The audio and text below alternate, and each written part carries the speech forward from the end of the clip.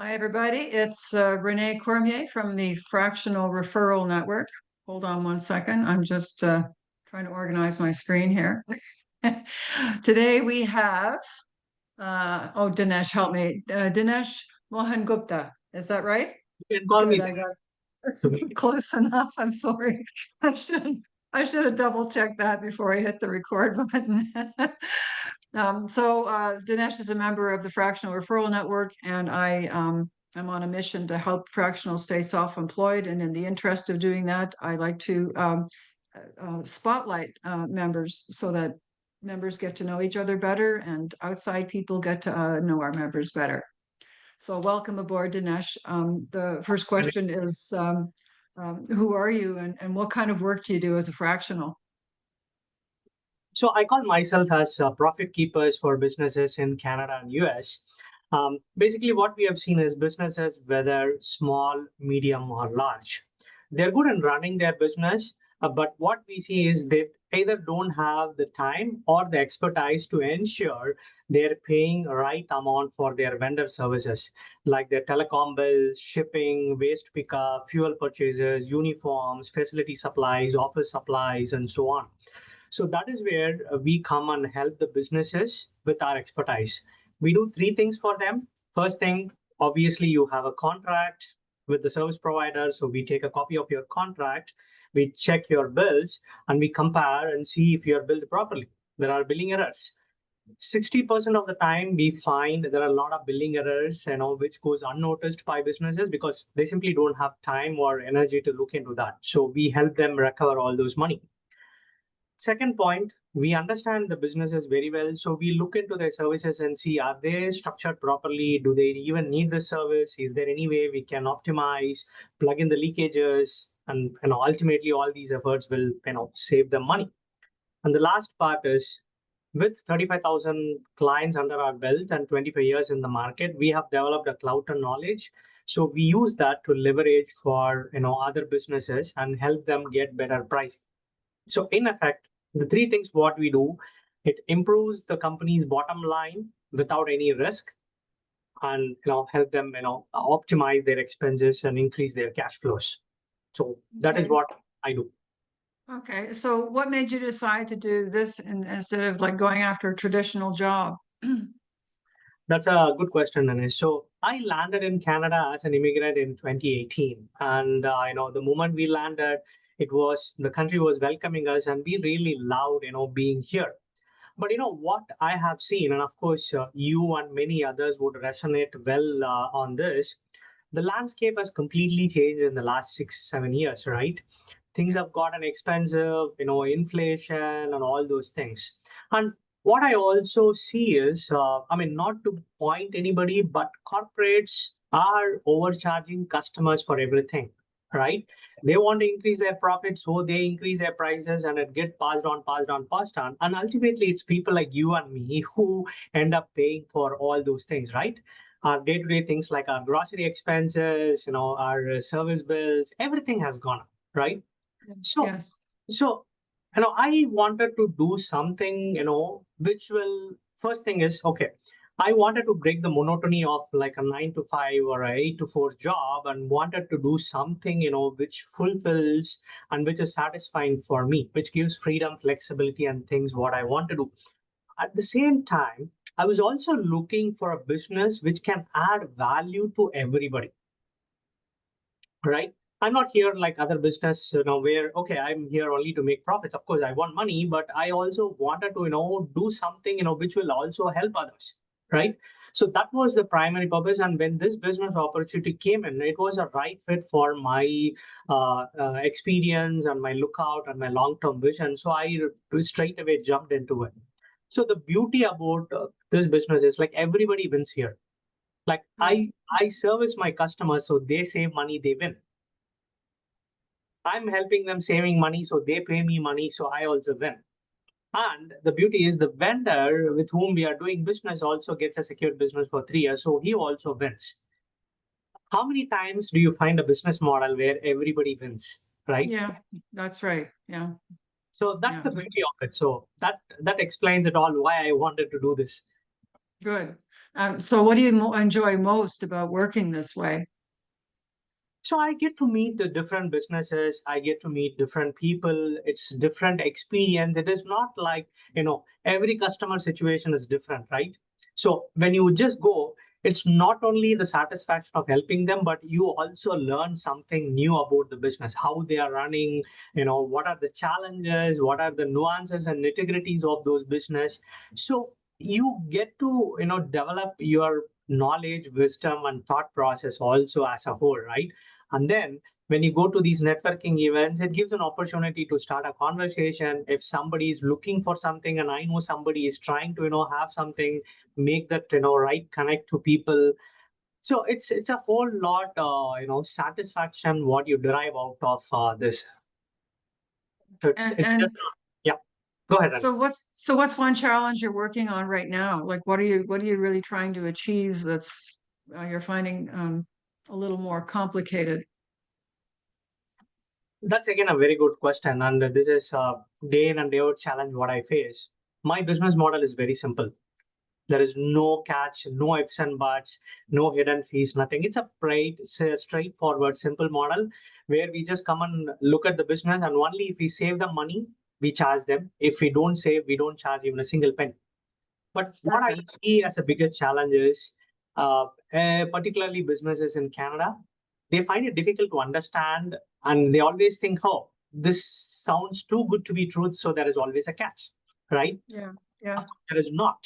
There is absolutely no catch, but it makes it very challenging for me to understand and explain it to people, and especially when the other side is not open and expressing their concerns, I get stuck. Because if they yes, openly come and have a dialogue, hey Dinesh, I feel this is not comfortable, or what is this, how you do it, and all those things, we are happy to have an open chat and explain what it is. We're not here to sell. I'm not here to sell anything to anybody, right? But when the yes. other person hides, his true concerns and kind of beat around the bush, there is no way Yeah, you could understand what's the real problem and give them a solution. yeah. The Canadian businesses tend to be very conservative in their spending. Yep, In terms of, they don't just throw their money out and say, yeah, that's a great idea. They're not really high risk takers that way. Um, so what matters most, if you haven't figured it out already, it's the relationships you build with people. correct. Because if you go into company X and somebody has recommended you as a trustworthy go-to person to solve a problem, Yeah, then you are probably gonna not have any issues closing a deal. correct. But if you're going in cold, they don't know anything about you, and even if your company has an international reputation, there's something a little bit small townish uh, Yes, about Canadians, and we like helping each other, helping people we know, and so it's just it's a minor challenge if you are good about networking. But networking matters a lot in any business, and it's really critical if you want to deal with Canadian companies because you're more apt to get in through people you know. And since you're coming into Canada as an immigrant, you have a challenge because you haven't got 25, 30 years of work experience and people and coworkers who can recommend you. So now you have to go and make an extra effort to get to know people who have the ear of a CEO or who are a CEO, correct? correct. Yeah, Yes, you're yeah. absolutely right. Yeah, So that's a challenge. So using the fractional referral network is one way, but join things, volunteer for things, sit on a board of directors if you can get an appointment. These are voluntary things, but they help you make connections and establish credibility with people. That's not to exactly. say that the board is going to hire you for anything, Yeah, but they know people. People who sit on boards are often quite connected to other people. exactly. And Yeah, as people get to know, and you use your expertise to help a charity, for example, save money, um, then you're going to be recommended. So it's a process. It's not immediate. yeah, It's not guaranteed, but it's probably the soundest way forward. That and establishing your community, establish, who your people are, getting to know those, uh, being a recognized brand, being the voice of, the guy people go to save money for their company. Do your YouTube channel, do all these little extra things to help put yourself out there. That's my humble advice to you. One thing, Unsolicited. no, definitely. Thank you so much for that. Those are definitely valuable inputs. One thing what I always believe is you have to be a trusted advisor for your customer, right? That's Absolutely. one single word. You are a trusted advisor, then people would start believing you. They will definitely reach out to you for each and every challenges or things what they face. In fact, I'd like to give a small example. So when I was in the lubricants field, I just met this fleet customer in Markham, and we just started working towards understanding their needs and stuff like that. And I was just looking at their existing product line and said, hey, you're not using this right product. I don't know who recommended this. I mean, I don't want you to switch to my product, but please stop using this because this is not the right one. And I explained him why, what this might cause a problem and why I'm recommending this product. He straight away said, nobody, even advised me. I'm doing this business with this company for 10 years. Nobody even bothered. Okay, I'll stop. Let's switch over to your product. You start supplying. Started supplying the lubricants. And then when I came into Scully Mitchell, I went and approached them and I said, hey, this is what I do. Straight away, they said, yeah, come and look at our bills. We are happy to sign up for you. So they signed up 3 categories. We have already ended up saving money on 2 categories. So they are now expanded in the reach. And the best part is not only that, the general manager now, if he needs anything, I am the first person. Like, even if it is an unrelated product. The other day he called me and said, hey, I want a drum pump. Can you recommend something? I researched the net and said, hey, these are the options. Just go and do it. And then the other day he was also asking, hey, I'm developing an app and I need somebody offshore who can support me in some coding. You're from India. Can you reach out somebody there and see if they can support me on this? Very well. Yes, sure. Why not? Right. Like, you've got the corner on Indy. So this is what I like to be for each of my customers, being their trusted advisor so that they can reach out to me when they need something, and I can present themselves with all the right options, which is right for them, not right for others, right? That's the ultimate, to be the trusted advisor. So having said that, the next question is, what's one piece of advice you'd give someone just starting out as a fractional? So, I mean, there are a lot of people who offer their services, right? Customers are, spoiled with choices. So why would somebody choose you in place of others? I feel one simple thing that you have to, differentiate yourself and also prove them that you can value add, just not only restricting to your own service, right? That is where people, look for. Okay, I'm like a finance fractional. I do only this one. If you're like that, there are 20 other people like you who would offer the same thing, right? But if you go beyond and say, hey, I do this, but by the way, I can also help you on this, and this, that's the true value addition what people are looking for, and that helps you differentiate from others. Yes, yeah, excellent. So tell me, when you're not saving companies all kinds of money, what do you do for fun? I do all season specific activities because being Oh, in good. Canada, I learned that if you have to, enjoy the true Canadian thing, you have to embrace the seasons Winter. altogether. Winter, right? No complaining about things. So I'm already an outdoor person. So I do run, I do cycling, I do biking and stuff like that. So I learned kayaking, and then I started doing kayaking during summer and going to this different conservation areas. I do Nice. hiking. And then last year, I started as a family. We started learning ice skating and skiing. So we want, Excellent.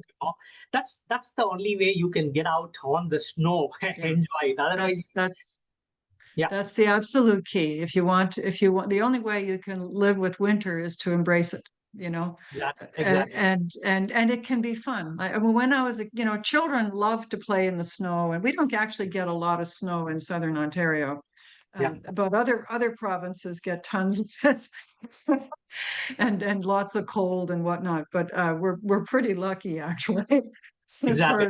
As far as winter goes, it's one of the better places to live in Canada. But yeah, like to get out on the ice, like for me, I don't even remember learning to skate. When I was a kid, we went out on ice skates and we skated on mud puddles and swamps. Anything that was frozen, we were on it. And Yeah. and and on weekends, our parents would drop us off at an arena, and we would just skate all afternoon, and then drink hot chocolate and come home happy. And so this was the Canadian experience. And to this day, when I smell an arena, they all have a certain odor. I don't know if that's the stink of hockey and wood, but they all have this kind of smell. And I smell that, and my heart just leaps, and I'm with some excitement. So yeah, embrace the Sometimes it ice. brings back your old memories, childhood memories, Yeah, and things like that, right? And yeah, nothing can beat that kind of an experience, isn't it? yeah. And so actually, what you're doing, Dinesh, is fabulous because a lot of people come to Canada and they never learn from warm countries, and they don't learn to skate, they don't learn to ski, they don't learn to build a snowman. They just put up with the cold, but you can embrace it, and it becomes okay.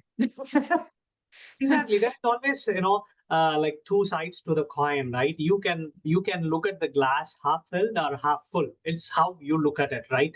And if you That's it. bring in that positivity and optimism, then that resonates well with you, not only there, but with everything, right? The aura will start Absolutely. going. Like even when you meet people, they say, "Hey, I like your energy. Nice. Mm. Let's be Good. friends. Let's have coffee. Let's chat about it," right? So that's how Yeah. you develop the friendship, networking, relationship, which goes a long way. And it's Yeah. just not only business, but it's beyond, right? Yeah, absolutely. I think, I always say depressed people are depressing to be around. So, they just suck the life out of you. So why would you want to spend your time hanging around with negative, miserable people? People who have the ability to see possibility, I think, are more likely to be successful Correct. because I'm personally, I'm excited by possibility. It's not the what I have now that motivates me, it's what I can possibly have later, what's coming down the pike. That's what excites me, what I can build. That keeps me moving, and I'm an eternal optimist, maybe sometimes crazy, but but it keeps me going, and I'm grateful that you're the same. So Yeah. There's always this saying, right? It's a book actually which I read, but the topic resonates well for me, and I always like it. It says only the paranoid will, succeed or survive, right? So you have to be paranoid in certain things if you want to, succeed and be, stand out in this very competitive world, isn't it? it is. Anyway, thank you, Dinesh, for everything. This is it. This is the highlight. Anyone who is not a member of the Fractional Referral Network ought to consider joining, because it's a great place to meet wonderful people like Dinesh, and get tools and resources that will help you stay self-employed. So No, it's long, a everybody.